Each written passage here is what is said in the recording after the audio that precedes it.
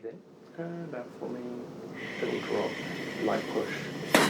Good. Now that was more in the middle back, sort of between T2 and about T5. Nice way of releasing the pressure here.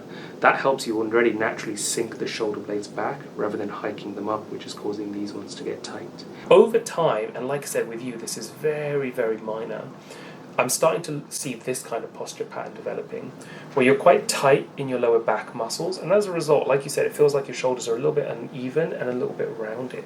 Again, that could be from carrying heavy bags, it could be from carrying young kids, you know, we've kind of ruled that out with you. But with some patients, and again, this would be more a factor if you have this issue and you spend a lot of time on your feet, which you mentioned you don't, if you're wearing the wrong kind of footwear, it can also develop as well. So it's not something I would expect you to worry about at all, but it's worth telling you since obviously you've come in today as well. But the next adjustment I'm going to do is the really key one with you. It's called a CT adjustment, and it will release the pressure much more here where these knots have kind of developed into these muscles. This is where the bulk of the muscle is, and then what happens is the tendons of those muscles are the ones that pull on the neck and create a lot of pressure in the neck. So I'm just going to release through here and here, okay? Again, can be a little bit nervous first time getting this area adjusted, but it will be nice and safe, I promise. Ready?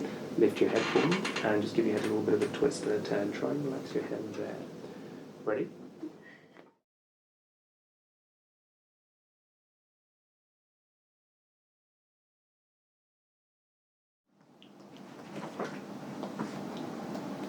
Hey Melissa. Hello. Nice to meet you, I'm Bav. So with you today, we're booked in for your new patient consultation appointment. So with the appointment today, it's kind of split into 3 parts. First part, really basic admin. I just want to get to know you a little bit better. Really background questions, just trying to work out more about your daily routine. We're then going to go through a bit more details about what's kind of bringing you in today, if it's back pain, neck pain, shoulder pain, whatever it might be. Even if there's no issues, normally patients come in just because they want to be checked with their posture and be preventative with stuff, which is important. After we've done all that, we're going to go through a bit of an examination where we're trying to obviously work out what the cause of the issue is, and then as a result we'll explain what we found, and then we'll get on with some treatment, but I'll explain more of what treatment involves in that stage. Happy with that? Yeah, sounds Perfect. great, thank you. So first couple of questions, like I said, really basic and introductory. First question, occupation-wise, day-to-day, what would you say it is that your main occupation role is? Yeah, so I'm an admin assistant, so lots of desk work. So with you in a typical average day, what's the most you find that you're sitting sedentary before getting up and taking a break? About an hour to 2 hours average. Yeah, probably a good 2 hours sometimes, yeah. Working from the home, working from office, kind of a mix of both? Office, entirely office. And do you have 1 screen or 2 screens? One big one in front of me. Cool. And what about standing, being active, being on your feet? In an average day, what's the most amount of time you're ever on your feet before sitting down and taking a break? 20, 30 minutes, maybe up to an hour at the gym, or if you go for a run, for example? Gosh, it would be under 30. It's crazy when you think about it, right, sometimes. But do you get your 10,000 steps in a day, do you think, roughly? If I go on a walk in my lunch break, yes. If not, no. Okay. Something already to work on there. Yeah. With work, or again just personally, do you travel quite regularly? Car journeys, train journeys, but flights in particular? Flights not since COVID, yeah. But travelling, I commute to London every day by train, so... How long is that? Both ways, 3 hours in total. Oh, so quite 1.5 hours in, 1.5 hours out? Yeah. Oh, okay. Do you have any young kids of your own? No. Nieces, nephews, younger brothers, sisters? Any young kids in your life that you would be kind of carrying or lifting fairly often? No. I have cats, but I know that's probably That is the next question. Oh, Pets. okay. So yeah, pets, animals that you look after? Yes, yeah. Cats. 3 cats. Oh, wow. Cats, in a weird way, normally do their own thing. I always tell patients, as you probably know as well, whereas dogs need a bit more attention. But, still, when you're carrying and lifting the cats, it can be a small factor as well. Okay, yeah. Okay, cool. So 3 cats. So really background information, but really helpful. In your own words now, what's kind of bringing you in today? What's the main issue? My main issue is this shoulder, my right shoulder. I feel like it, I don't know if it's my imagination, but it comes forward a lot more than the other one, and often if I've used the computer too much, or the mouse, it really hurts by the evening. So, but I've had that for over 10 years. So that's my next question. So originally you've noticed this problem for about 10 years. Yeah. When you've kind of first had it, was it something that you could kind of easily ignore, or even then was it quite annoying and a nuisance? Even then, when I noticed it, it was really painful. At school, sat at the desk.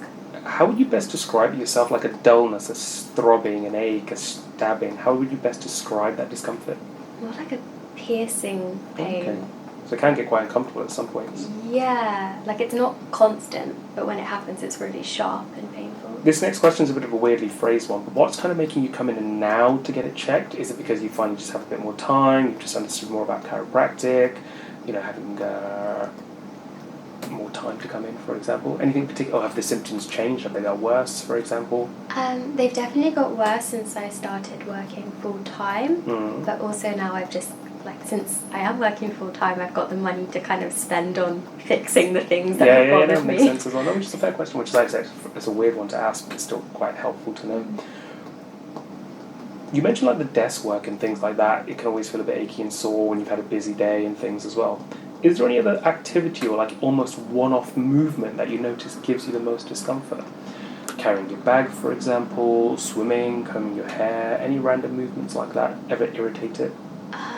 Something you almost avoid doing because you know it's going to give you shoulder discomfort. I think it's if I am on my laptop or something, or my iPad in bed, actually just tapping the screen, selecting a YouTube video or anything like that can be painful. Okay. What helps it when it is like that, if anything? Stretches that painkillers, adjusting or clicking your own neck or trying to stretch it out like that? Yeah, clicking my neck and also just lying flat or just trying to lie my shoulders out as flat as possible. So trying to stretch it out a little bit as well. Yeah. Now, clicking your neck is not a bad thing to do. I'm going to explain more about this a little bit later. It is a bad thing if you're doing it too much. And that's what we get with a lot of patients. A couple of times a week, max, not a big deal. But you get a lot of people that are trying to do it almost a couple of times a day. And I'll explain a little bit later how about this issue has nothing to do with your neck and more to do with your upper back. So actually, it's about working on the right area, not necessarily just where you're feeling the symptoms as well. Okay. Don't worry about this question too much. But when you do sometimes get this neck and shoulder issue, do you ever get issues going down your arm a little bit, like a bit of a numbness, tingling, either into the arm, into the top of the chest, or even in between the shoulder blades? Have you ever noticed? I've never noticed that, no. So it's fairly localised to that kind of area you mentioned in the upper back and shoulders? Yeah, very much here. Okay. Maybe a little bit into the chest there, or not really? Yeah, more the neck than the chest, no, I think. Good, fine. Okay. Anything else you want to mention? Anything else you might think is relevant about this problem? Any other issues you want me to check on? Any other issues? Sometimes chest pain, but I don't know if that's related. I think I do have awful posture, so... Probably is linked to that, so we'll explain all about that as we go through. Fine, cool. So a couple more background questions, and then we're going to move into your exam. So really background health stuff. But cardiovascular with you, high blood pressure, low blood pressure, cholesterol, any heart issues you're aware of? Not that I'm aware of. Breathing, a bit more important with you, but asthma, hay fever, sinuses, just general shortness of breath, unfit, anything like that you notice? Hay fever, yes. Unfit, bad yes. This week as well, the hay fever. It's really bad today.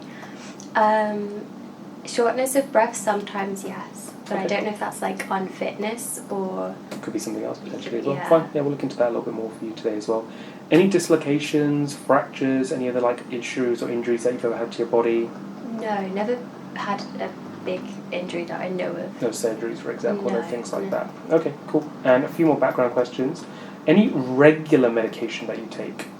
Regular? I take vitamin D supplements. So supplements is a separate section, that's fine. Okay. So Vit D, anything else regularly, semi-regularly with vitamins? Iron. Yeah. Yeah, but no medication, no. Would you ever take a painkiller, for example, if you get any discomforts? Like headaches, for example, is that a regular occurrence for you? Sometimes, yeah. But even when it's quite bad, I'm weirdly stubborn about taking medicine. Fine. So. If you can sort of get it to the issue more naturally, why not, right? Yeah. Fine. Okay, so we're done for this first section, so now we're going to move on into the exam, okay? So I'll put my tablet down. Okay. Can I get you to just come and have a little stand here next to me? So what I'm going to be doing is just having a little feel of some of the muscles, joints in your body and everything as well, okay? Let me know if anything's uncomfortable at any point. Just going to place my hands on your shoulders, okay? So where I'm poking you here on the left, can you feel where my thumb is there, a little bit tender? Yeah. And here on the right? Yeah. A bit more tender on the right, would you say? Yeah. Are you right-handed or left-handed? Right-handed. Okay.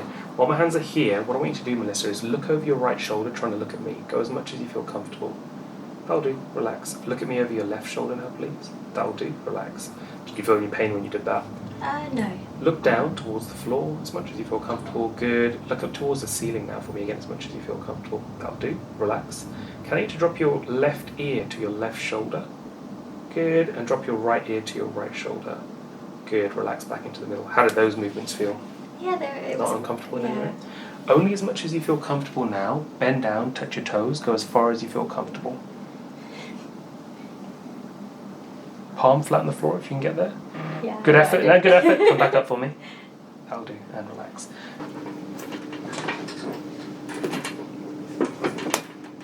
Comfortable? Just move your hair out of the way a little bit. So I'm just having a little feel of all the kind of joints, muscles, and your posture in general. So I know you've kind of come in for the issue around the right shoulder blade, and I've kind of seen what I've needed to see around the right shoulder. Again, with chiropractic treatment, we're not just looking at kind of the symptoms you're coming in with, we're trying to work out the cause of the problem, so kind of get the issue to resolve, not just short term with our treatments, but sort of more medium and long term as well. So again, when I'm poking into your lower back, I can feel quite a lot of muscular tension. Can you feel that spot there, for example? It's quite sensitive, right? Yeah. And here on the left, not so bad? Left is better, yeah. Yeah. And then there's definitely some tension all the way through the spine and the posture. Can you feel that there, for example? Yeah. Not bad. The left is worse on that. More a little bit on the left. Can I just bend your right knee? I'm just going to bring your heel towards your glute. Any pain in your knees or in your back when I do that? No. Same again with that left knee. Yeah, Any that's pain? fine.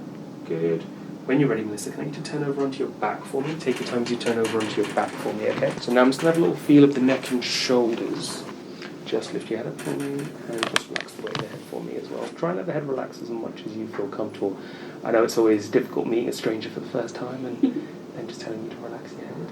So I'm just having a little feel of the facet joints in your neck, and I'll explain what those are in a couple of minutes. But again, when you feel me prodding on them, can you feel how a couple of them are quite tender, especially that one on the right? Yeah. I promise you I'm not poking a lot, but that's how sensitive it kind of is in your neck, and this is why you do feel a lot of that tension and that kind of desire sometimes to look your own neck as well. Like for me, honestly, both sides are probably as tight as each other. In fact, I'd argue the left is actually tighter than the right. Oh, really? But, yeah, there is quite a lot of sensitivity on the right as well. Can you feel that bump there as well? Yeah. And again, sorry to repeat this question, but you don't get headaches, do you? Or migraines or any issues like that? Not too often. Okay, good. And again, you can feel that pressure point there, can't you? Just where my hand is there. And the other way? Good. When you're ready, sit back up and just face either way, left or right for me. Take your time as you get back up. Yeah, no, I do. When I do get headaches, they're really, really bad, but they're not like... Super quick. Then what I'd like you to do now, just march on the spot for me. That'll do, Melissa. And relax. Just going to check your feet now, okay? Okay, interesting. All done with this section? Interesting. I'll explain what I found in a few minutes. So Melissa, following on from the exam, what I'm going to basically explain now is what I've found, what the issue is, and obviously maybe what's causing the issue and how we can work backwards to kind of improve all these things. So what I've generally noticed is there's a lot of tight muscles in your upper back and shoulder. The primary culprit is this muscle, known as your levator scapulae. Levator scapulae is a muscle that sits on the top of the shoulder blade, as you can see here, and its tendons insert into a lot of the facet joints in the neck, pulling and creating a lot of pressure on the neck, and that's why I mentioned that a lot of people feel that need to constantly be stretching the neck, whereas the issue is coming more from the upper back and shoulders.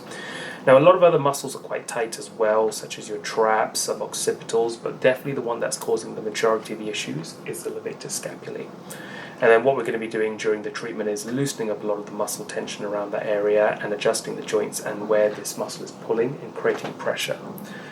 But another term that I could use to better describe the symptoms and the posture that you've come in with sounds very aggressive when you're saying it in this way, but you have a posture issue known as upper cross syndrome, which sounds much more aggressive than what it is. It's basically trying to explain that you have a lot of muscular imbalances, especially the upper part of your body, and a little bit in the lower part of the body, where a lot of muscles, like we've explained, levator scapulae and traps, are quite tight, also the pecs and the SCM. So in the short term, what we're looking to do is loosen up a lot of these tight muscles, get you feeling better, less pressure building up on the joints, generally maintaining a good posture. But what you might then find yourself often is very quickly reverting back into the bad position. That's when we switch the treatment into almost its second part, which is not so much based around loosening up the tight areas, but more about strengthening the areas that are quite weak as well. So muscles such as your rhomboids, lower traps, serratus anterior. And then longer term, there's a way of benefiting, keeping less pain, keeping the right posture. It's not just a case of doing stretches, but the right balance between the stretches and the exercises, based on your lifestyle, your routine as well.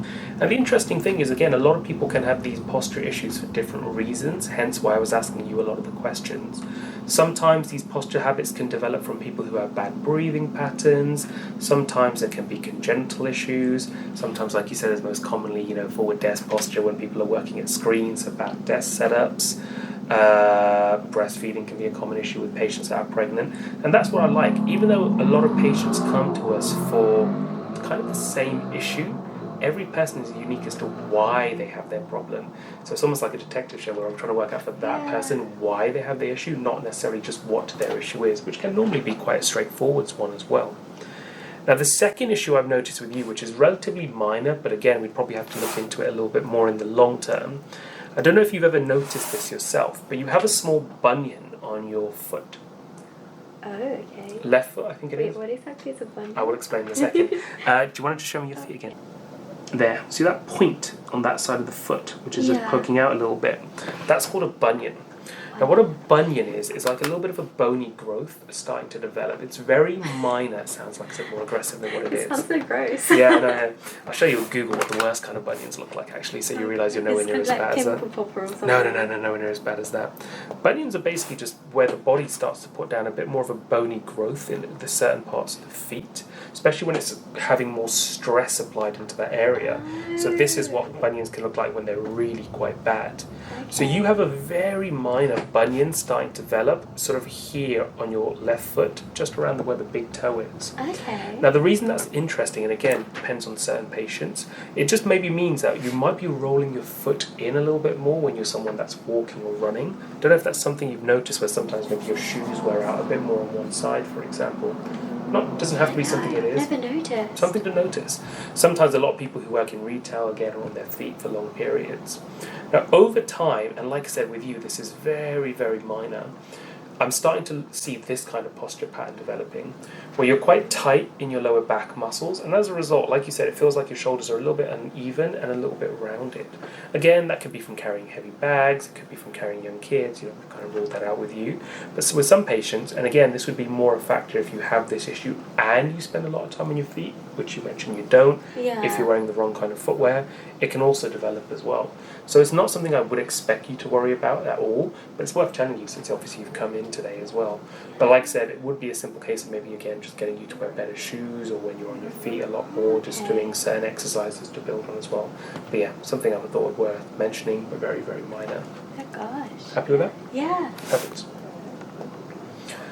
So you've never kind of noticed that so much yourself in the past? Never noticed before. And I just wear trainers every day. New Balance A6, I can already tell you, are one of the better brands to wear when you're on your feet. You probably even noticed you're more comfortable when you're on your feet. I traded to New Balance during sixth form and never went back. So what the biggest difference is compared to like Skechers is it has these bumps here, which are like the arch supports. Sorry if they're gross, I'm sorry. No, that's all right. So that basically means it's supporting your arches better, so you're not kind of rolling your foot in as much, but obviously you must be doing just that little bit more. Whereas some shoes, for example, they seem like they're good, especially like brands like Skechers with the foam, which is what people are looking for. Yeah. But sometimes you don't want things to be too soft and spongy. You're actually just looking at the support in the right places. Yeah. And brands like New Balance, A6, ON, a lot of those trainers naturally always come with that support built in. And again, that can then help to avoid posture issues like this. So the shoes are okay? Shoes are perfectly fine. Like I said, it's a very minor thing that you're doing in the first place. Okay. But if you ever were to be spending a lot more time on your feet, and then you notice actually you were starting to get more back pain, maybe this could be the reason why. And again, there's stretches and exercises to show you and work on then to correct that issue as well. Whereas right now, it's a very minor issue. So what we mean by pronation is that's what most people have. They have this curve in the foot, whereas you might be rolling your foot in a little bit more than the average person, which is what we call pronation. Whereas someone who's generally quite flat-footed is an overpronator.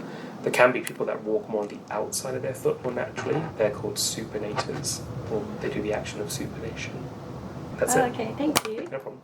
What we're We're going to start by doing some really basic soft tissue work with one of the machines. It's just a nice soft tissue vibration machine, and what it's mainly looking to do is kind of ease you into the treatment, just help loosen up a lot of the general muscle tension that you have. This then helps for two reasons. Because you're a bit more relaxed, when we want to do the adjustments to release the pressure on the joint, it means we don't have to really push with too much force. Okay. I know in a lot of chiropractic videos they are a little bit edited, but also they look like they're very much pushing very hard to get these adjustments. And a lot of people do like those noises and sounds. It's very aggressive in clinic. It's not really the thing you want to be doing all the time. So you want to apply as little force as possible to get the release as well. So this is the first machine, aptly named the Thumper. How does that feel, okay? It feels great. Yeah. Like I said, a little bit of a vibration just through the body as well. I'm starting on quite a low setting, so this goes up to about a 5 on the scale. This is about a 1.5 or 2 at the minute. It's just a nice way of, like I said, easing the patient into a treatment as well.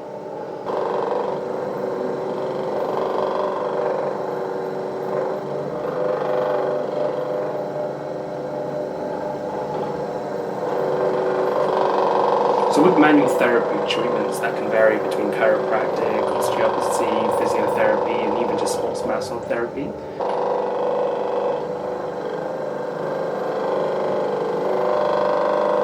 Again, how's that pressure, okay? Yeah. Let me know if it's too much and I'll ease off, but I'm just going to pick it up a little bit more then, okay? No, it's fine. So we're getting to about a 3 now.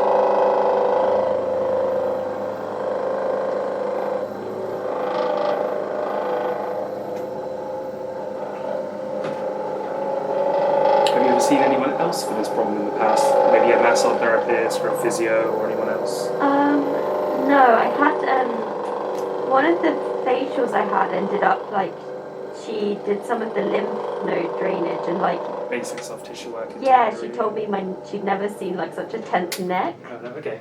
I mean, like I said, I did notice that on both sides as well. So two people telling you the same thing now. So what I'm going to do now is some of these spinal adjustments just to release a lot of the pressure that these muscles are pulling on your joints and creating, okay?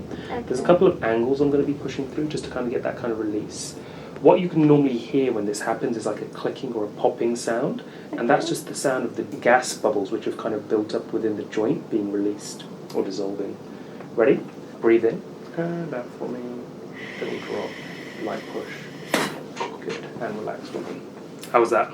Yeah. Not as bad as you thought? Not as bad as I thought, no. Good. First time I know it's always quite nervous for patients, but actually, if I'm being honest with you, that released nice, easy and smoothly, not much force needed. And again, a lot of that was because, that soft tissue machine did help to release a lot of the pressure. Now that was more in the middle back, sort of between T2 and about T5. Nice way of releasing the pressure here. That helps you already naturally sink the shoulder blades back rather than hiking them up, which is causing these ones to get tight. But the next adjustment I'm going to do is the really key one with you. It's called a CT adjustment, and it will release the pressure much more here where these knots have kind of developed into these muscles. This is where the bulk of the muscle is, and then what happens is the tendons of those muscles are the ones that pull on the neck and create a lot of pressure in the neck. So I'm just going to release through here and here, okay? Again, can be a little bit nervous first time getting this area adjusted, but it will be nice and safe, I promise. Ready? Lift your head for me, and just give your head a little bit of a twist and a turn. Try and relax your head there. Ready? And then when you're ready, other way for me. Nice and relaxed, let you go. How was that side, okay? Yeah. Breathe in, and out for me. Good, and relax for me. How was that? Yeah, it feels like nice. I said, not as bad as it always expected to be. It is quite tight, so I'm having to apply a bit of force to get into those areas. But no, we're getting quite nice releases, which is good. Great. Listen, when you're ready, take your time. Can I get you to turn over onto your back now for me? So again, we're going to do an adjustment in a few minutes just on the actual neck itself, just to release these set joints. Like I said, there is pressure here at the minute, so we do need to do this adjustment to release the pressure. But actually, like I said, if the majority of the issue is from the upper mid-back and we control it there, you're not needing to adjust your neck as much because not as much pressure will ever be building on the neck itself. But yeah, there's a couple of spots like that one there, for example, yeah, which is quite tender and sore. Yeah, you're right. It was worse on the left actually there. Like I said, left, I'll explain why again in a little bit more detail why I think the left is a bit tighter, even though you feel the symptoms more on the right. So it's going to be a nice light adjustment for your neck. You ready? Again, try and relax your head as much as you can, but I've got a nice little technique to help with this. Ready? What I'd like you to do is just wiggle your toes for me. That'll do. And then one more time on the left. Keep wiggling those toes, nice and relaxed. Good. And relax. How was that? That was fine, yeah. Good. Like I said, you never want to be doing one of those wrangly head movements that you can find sometimes on these chiropractic videos. It's nice and gentle, nice and soft. Got one more to do if I can, just on the right side, which is a little bit more blocked here. But let's see. If we don't get it, it's not the worst thing in the world. Nice and relaxed. Keep wiggling those toes. That's perfect. That'll do. When you're ready, can I get you to now turn onto this shoulder, facing towards the blue wall? So keep the bottom leg straight and just bend your top knee for me. I'm just going to tuck that there. I'm just going to lift you up from the pelvis now. And now what I'd like to do is just bring this arm across the body, and if you give me this arm, I'm just going to pull you off the elbow. Now what I'm going to ask you to do is to hold onto your arms around my arm, nice and tight. Hold onto your elbows. I'm just going to roll you forwards. I promise you won't fall. You're going to hear a couple of clicks from the back and the pelvis, okay? Ready? Breathe in, breathe out. Good. Excellent. When you're ready, turn and face the other way for me. Again, keep your bottom leg straight. Bend this in here. Just going to lift you up from the pelvis slightly. Arm across the body, just off the elbow very slightly. Hold onto your elbows around my arm. Again, just a very light little roll. Ready? And when you're ready, sit back up and face towards the blue wall. So, that's two parts of the treatment. We've loosened up a lot of the general muscle tissue, adjusted some of the joints to get a bit more movement into the joints. Hopefully already it feels looser, lighter, and you feel a bit more mobile in that area as well. And I can already see you're sitting a bit better as well.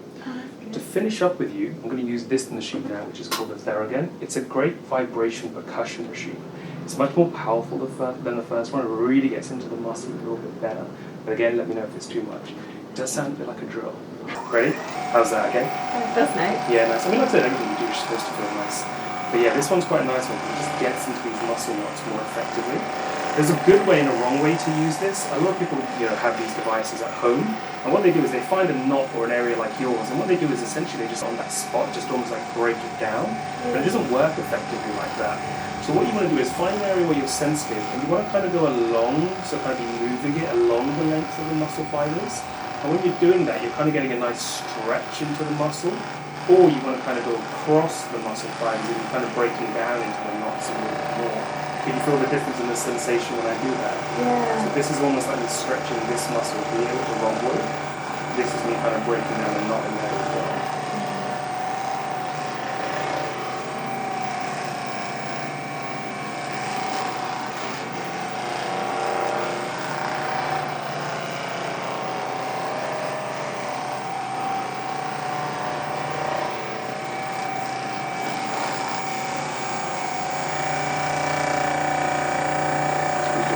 You're quite tired of a few of these muscles in the upper back and shoulders as well. But this is why with a lot of our treatments as well, sometimes we do get female patients ask the female practitioner because they're a bit nervous about being undressed and things. But actually the vast majority of equipment, as you've seen, we can do while patients are dressed. Yeah. Like I said, it's even better because when we're using a lot of these machines, they actually glide better over the fabric than over the skin, for example, as well. So it can be nice for very comfortable and soft tissue. A lot of patients always ask me, what were you doing before these machines came along? And, a little bit of elbow grease and whatnot.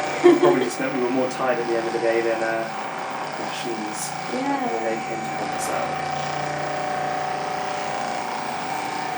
So I'm just going to switch one of the attachments now to a slightly softer one. So this one's quite soft, but it's not quite spongy, but it gets into the muscles quite nicely. There's a few different attachments. This next one we're going to use on your neck is really nice because it's super soft and spongy. Do you mind if I get you to hold your hair up there for me for a second? That's okay.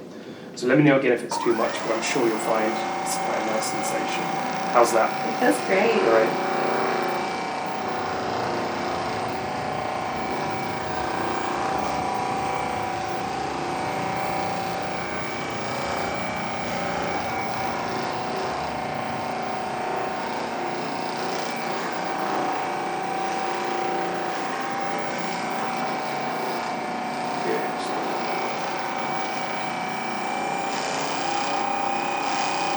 It's quite nice because you can just kind of glide over more bony areas like I am now, like the scapula and the shoulder blade. And obviously, like I said, it doesn't feel like comfortable or painful in any way, does it? Yeah, it feels very nice.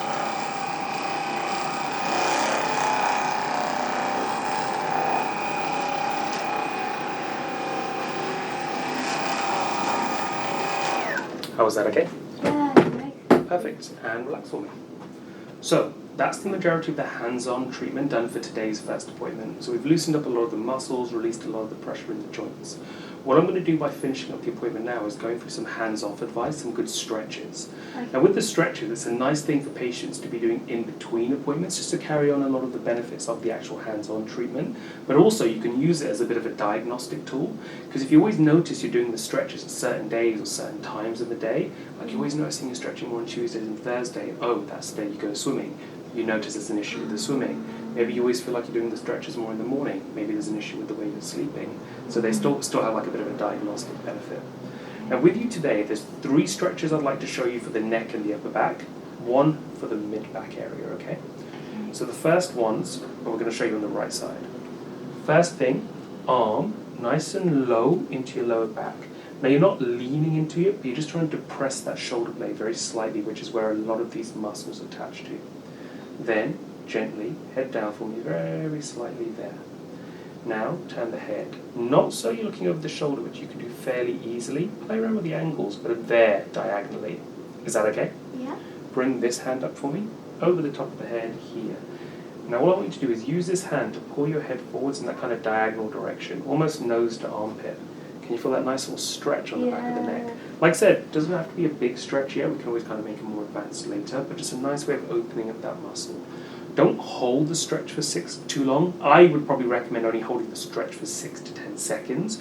You can do 2 or 3 reps, and then over the course of the day as many times as you need. But yeah, don't actually hold the actual stretch for too long. Okay. Then, keep your head in this position, and all you do is you move your hand a bit more onto the side of the head. Now you're pulling a bit more across, a bit more ear to shoulder. And you feel how the stretch is slightly different now. Yeah. It's just targeting a slightly different muscle, so more the trapezius muscle, whereas the first one was more levator scapulae. And how does that feel? It was really nice. Nice, good. And then the last one, head back into the middle. This one's a little bit more confusing. Tilt the head back slightly. Now you move the hand almost onto the side front of the head. And gently, you just want to lean your head back. What I normally tell patients is ear to the sky. Can you feel that stretch more in these muscles here in the front of the neck now? Yeah. Yeah. Nice, 6 to 10 seconds, not too long. If obviously you were feeling any pain here on the left side, you would stop. Okay. That'll do. Relax. And then obviously, yeah, you would repeat that on the left side as well, but at the minute you might find your stretching the right a bit more, knowing that's the tighter side. Okay. Happy with that? And then the last stretch for today. Now this stretch is actually primarily for the chest area. So even though that you're going to feel the majority of the stretch here, the secondary benefit you're getting, which you're not necessarily kind of feeling while you're doing the stretch, is it's just helping to kind of squeeze those shoulders and pinching them back. So again, naturally you always feel more comfortable having the shoulders back and working from a much more neutral position, rather than finding yourself in that hunch position too often. So the best way to do this stretch is if you come to a door frame like this, key thing, palm and forearm touching the door frame. Okay. I'd also start with roughly fingertips level with your eyes, but you can play around with the angles later. One leg forward, just to take a little bit of pressure off your back, and then with your chest aiming straight into the wall, you just lean forwards. It's not a big push or a stretch, it's that nice steady opening, and like I said, the majority of the stretch will be here. You can then just aim a little bit more into the floor with your chest, just to hit the muscles and the shoulders in a slightly better position. You can then play around with having your arms sort of higher, wider, slightly narrower, just to get a bit more of a range of the stretch.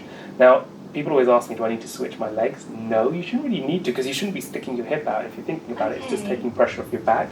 I think sometimes people just like the idea of just feeling right to kind of swap over to the other side, which is fine.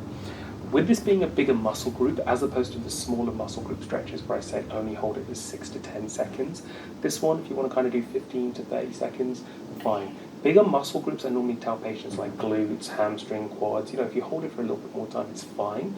But a lot of smaller muscle groups that we kind of work on, you don't want to be holding the stretch for too long.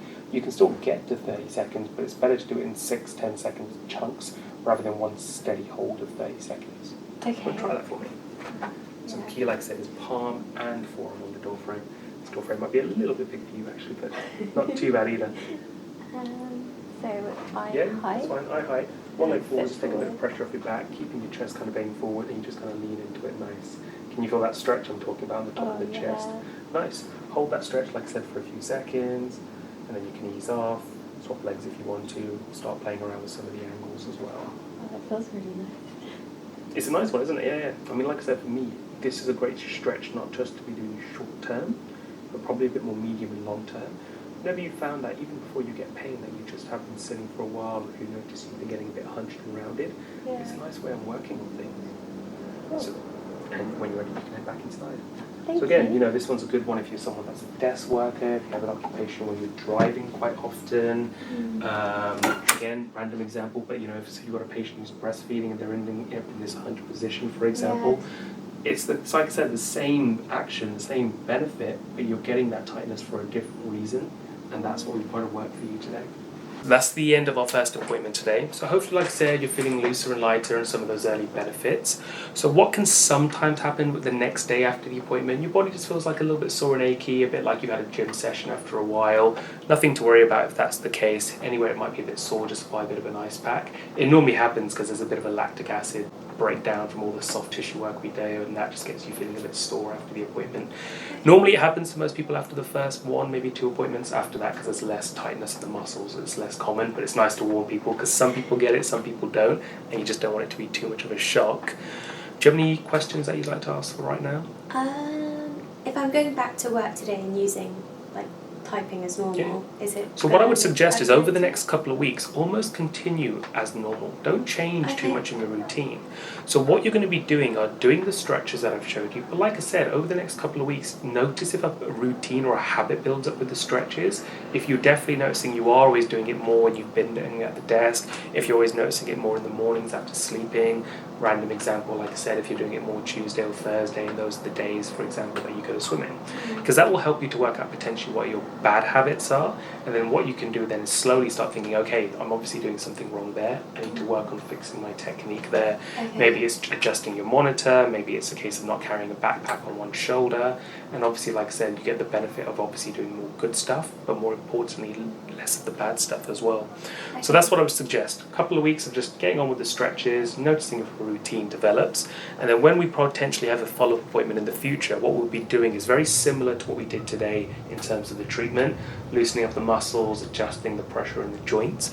But then what we probably focus on next time a little bit more is less so on loosening up the muscles that were tight and starting to focus more on exercises and starting to strengthen some of the muscles that are a bit maybe underactive and weak with you. Again, helping you to stay in these better positions that we're putting with you for longer. I always tell people no one's perfect. No one sits in a perfect position constantly all day, non-stop like this. Everyone eventually will slouch or slump a little bit. But the difference is once you recognize what genuinely a good position is, you recognize that you're slouching much quicker. So you're quite quick at adjusting yourself back into the better position. You don't get stuck in the bad position for too long, which is then when eventually things start tightening up, and that's when you normally start feeling the pain as well. Okay. Great. That's all done for us today. Thank you so much. No problem. Thank you.